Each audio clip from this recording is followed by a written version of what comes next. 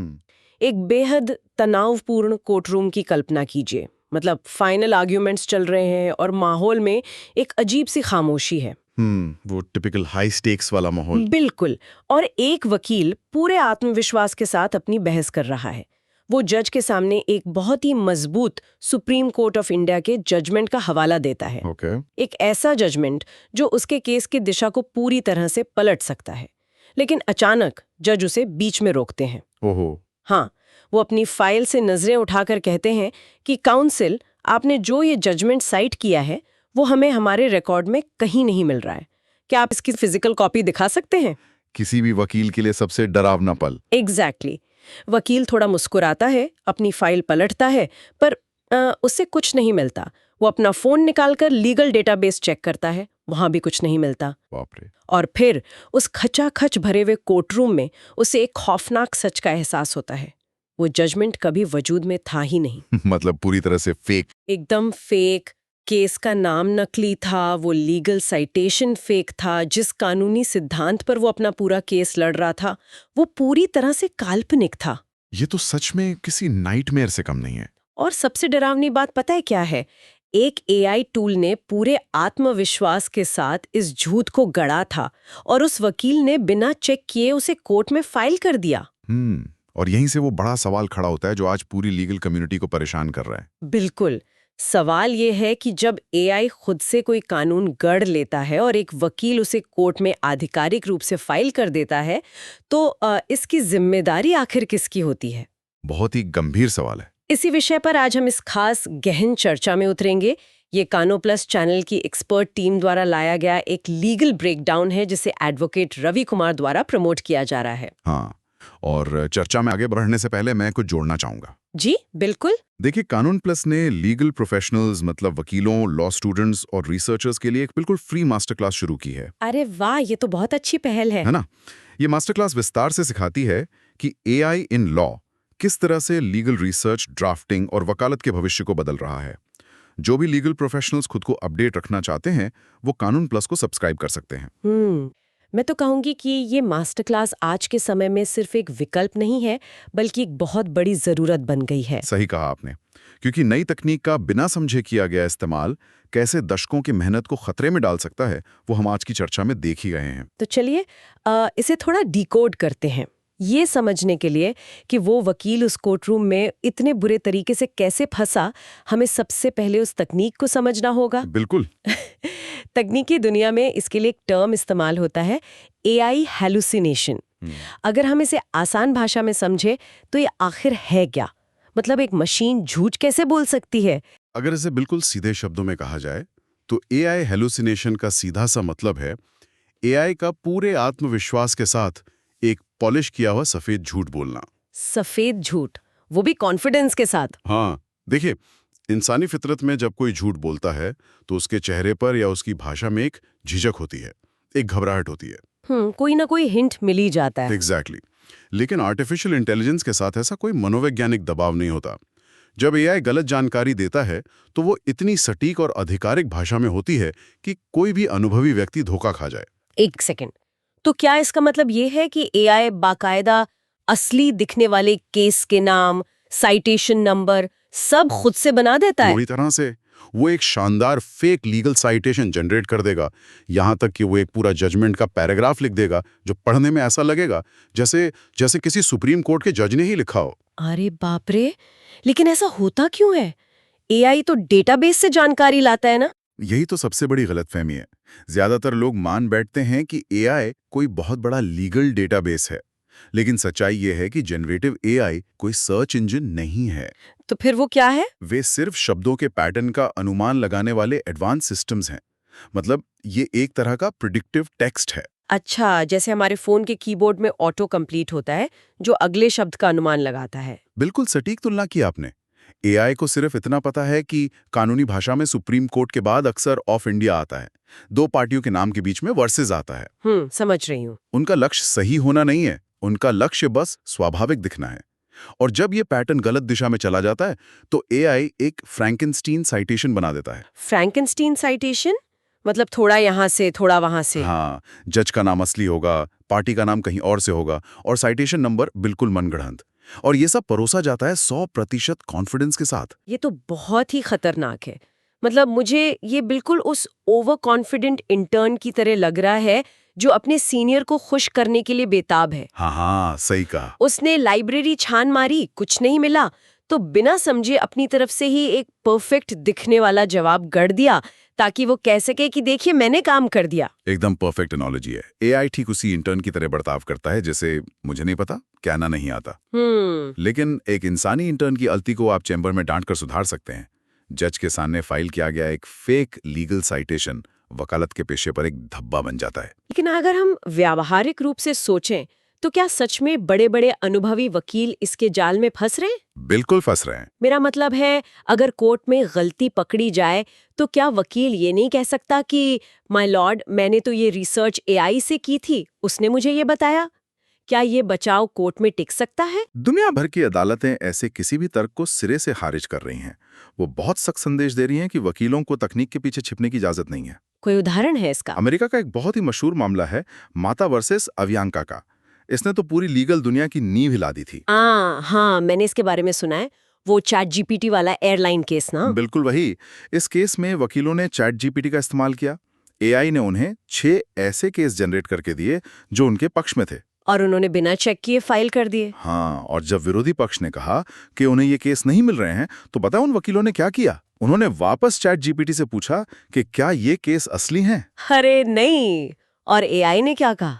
AI ने कहा, हाँ, ये केस असली हैं और वेस्लर डेटाबेस पर मौजूद हैं। ये तो मशीन की तरफ से एक के बाद एक सफेद झूठ बोलने वाली बात हो गई। यही तो डरावना है। अंततः जज केविन कास्टिल ने उस पूरी फाइलिंग को फर्जी करार दिया। उन्होंने कहा कि तकनीक का इस्तेमाल करना गलत नहीं है, लेकिन अपनी जिम्मेदारी मशीन पर छोड़ देना गलत है। उन वकीलों पर कड़े सैंक्शंस लगाए गए। वाह। ऐसा ही एक और मामला था वाइटिंग वर्सेस सिटी ऑफ एथेंस का। वहां भी कोर्ट ऑफ अपील्स ने भारी जुर्माना लगाया क्योंकि फाइलिंग में दर्जनों नकली साइटेशंस थे। ये तो पश्चिमी देशों की बात हो गई जहाँ तकनीक का इस्तेमाल आक्रामक तरीके से होता है, लेकिन भारत की बात करें तो भारत में भी ऐसा हो रहा है। क्या हम अभी इससे बचे हुए हैं या यहाँ भी मामले आ रहे हैं? ये सोचना भूल होगी कि भारत इससे अछूता है। हाल ही का एक उदाहरण है बॉम्बे हाई कोर्ट का। कोर्ट ने एक मामले में 50,000 रुपए का भारी भरकम जुर्माना लगाया। 50,000 रुपए? वो भी सिर्फ एक साइटेशन की गलती के लिए? वो सिर्फ साधारण गलती नहीं थी। उस केस में अनवेरिफाइड एआई जनरेटेड सबमिशन किए गए थे। ऐसे जजमेंट्स का हवाला था जिनका कोई अस्तित्व ही नहीं था। मतलब इंडियन कोर्ट्स भी अब इसे बर्दाश्त नहीं कर रहे हैं? बिल्कुल नहीं। खुद सुप्रीम कोर्ट ऑफ इंडिया ने नकली एआई जजमेंट्स के इस बढ़ते चलन पर गहरी चिंता व्यक्त की है। क्या सुप्रीम कोर्ट ने कोई एक्शन भी लिया है इस पे? हाँ, सुप्रीम कोर्ट ने बार काउंसिल ऑफ इंडिया से इस पूरे मुद्दे की जांच करने को कहा है। मतलब न्यायपालिका इसे एक संस्थागत चुनौती मान रही है। इस पर थोड़ा गहराई से विचार करते हैं। मान लीजिए किसी वकील से कोई पुरानी केस लॉ साइट करने में टाइपो हो गया। ऐसी मानवीय गलतियां तो रोज होती हैं। तो एआई की गलती को इतनी गंभीरता से क्यों लिया जा रहा है? इसके पीछे का असली दर्द क्या है? इसके पीछे का असली दर्द तकनीक नहीं बल्कि भरोसा है। वकालत का पूरा ढांचा एक शब्द पर टिका है, ट्रस्ट। सही बात है। जब कोई वकील काला कोट पहनकर कोर्ट में खड़ा होता है तो वो सिर्फ यूनिफॉर्म नहीं होती, वो ड्यूटी टू कोर्ट और विश्वसनीयता का प्रतीक होता है। यानी बात सिर्फ केस जीतने या हारने की नहीं है। बिल्कुल। जब वकील कोई फाइलिंग जमा करता है और उस पर साइन करता है तो जज ये मानकर चलता है कि इस प्रोफेशनल ने इसे पढ़ा है, तथ्यों को समझा है। और जब वो बिना जांचे फेक केस फाइल करता है तो वो अदालत की नजर में अपनी क्रेडिबिलिटी हमेशा के लिए खो देता है। ये लीगल एथिक्स का भी तो बहुत बड़ा मुद्दा बन जाता है ना, क्योंकि बार काउंसिल के नियमों के तहत भी वकील की जिम्मेदारियां तय हैं। एग्जैक्टली। वकील सिर्फ क्लाइंट का एजेंट नहीं है, वो ऑफिसर ऑफ द कोर्ट होता है। बिना वेरिफिकेशन के नकली सबमिशन करना लीगल एथिक्स का खुला उल्लंघन है। लेकिन मान लीजिए किसी युवा वकील से दबाव में आकर अनजाने में ये गलती हो जाए, तो क्या सीधे उसका लाइसेंस रद्द हो जाएगा? देखिए, यहाँ हमें जिम्मेदार कानूनी भाषा का प्रयोग करना चाहिए। हर गलती सीधे अवमानना या कंटेम्प्ट नहीं होती। कोर्ट्स भी तो इंसानी चलाते हैं। हाँ, अदालतें समझती हैं कि मानवीय भूल हो सकती है। अगर गलती मान ली जाए तो परिणाम अलग हो सकते हैं। लेकिन समस्या तब होती है जब कोई वकील लापरवाही की हदें पार कर दे या उस झूठ को ही सच साबित करने की जिद पर अड़ जाए। बिल्कुल, जैसा अव्यांका केस में हुआ था। ये सब प्रोफेशनल मिसकंडक्ट की गंभीर चिंताओं को जन्म देता है। सीरियस मामलों में ये अनुशासनात्मक जोखिम या कंटेम्प्ट रिलेटेड रिस्क का कारण बन सकता है। तो इस पूरी बहस का जो सबसे ठोस निष्कर्ष निकलता है वो मुझे ये लग रहा है कि AI can draft, AI can summarise, AI can suggest, but AI cannot stand in court for you, sign the filing for you और आंसर द जज फॉर यू। क्या बात है, एकदम सटीक कहा आपने। एआई आपके लिए जज को जवाब नहीं दे सकता। कानूनी जवाबदेही उसी इंसान की होगी जिसने साइन किया है। तो अब यहाँ एक बहुत ही प्रैक्टिकल सवाल आता है, अगर खतरा इतना बड़ा है तो क्या वकीलों को AI से पूरी तरह दूर रहना चाहिए? बिल्कुल। वापस मोटी किताबों पर लौट जाना चाहिए? नहीं नहीं, तकनीक से भागना समाधान नहीं है। जो आज एआई को इग्नोर करेगा वो पीछे रह जाएगा। तो फिर सुरक्षित रहने का तरीका क्या है? इसके लिए 4 गोल्डन रूल्स हैं। ये एक प्रैक्टिकल सर्वाइवल गाइड है। सबसे पहला और अहम नियम है, बिना खुद जांचें कभी किसी केस को साइट ना करें। मतलब सिर्फ AI के भरोसे ना रहें। हाँ, अगर एआई कोई केस देता है तो उसे सीधे कॉपी पेस्ट ना करें। हमेशा प्राइमरी सोर्सेज जैसे कि SEC ऑनलाइन, मनुपात्रा या कोर्ट की वेबसाइट्स पर जाएं और चेक करें। यहाँ मुझे लगता है एक और पेचीदा बात है। मैंने सुना है AI असली केस तो खोज लेता है लेकिन उसके तथ्यों को गलत बता देता है। बहुत शानदार पॉइंट उठाया आपने। अक्सर वकील यही मात खा जाते हैं। कई बार एआई असली केस का नाम देगा लेकिन किसी जज की डिसेंटिंग ओपिनियन को मेजॉरिटी रूलिंग बता देगा। अरे बाप रे, मतलब आधा सच और आधा झूठ। हाँ, और ये पूरी तरह से नकली केस होने से भी ज्यादा खतरनाक है। अगर हमें हर चीज खुद ही क्रॉस चेक करनी है तो फिर AI का फायदा ही क्या हुआ? हम उसे काम नहीं सौंप सकते? यही हमारा दूसरा नियम है। एआई को अपना स्ट्रक्चरल असिस्टेंट माने, ओरिजिनल रिसर्चर नहीं। तो इन दोनों में फर्क क्या हुआ? एआई एक बेहतरीन सेक्रेटरी का काम कर सकता है। आप अपने खोजे हुए असली जजमेंट्स उसमें डालिए और कहिए कि इसे समराइज करे। अच्छा, ड्राफ्ट को पॉलिश करवाने के लिए? बिल्कुल, लेकिन कानून का अंतिम स्रोत हमेशा असली जजमेंट होना चाहिए। ये तरीका सुरक्षित है। अब तीसरे नियम पर आते हैं। तीसरा नियम है साइटेशन ऑडिट। साइटेशन ऑडिट, ये तो फाइनेंस जैसा शब्द लग रहा है। कॉन्सेप्ट वहीं से है।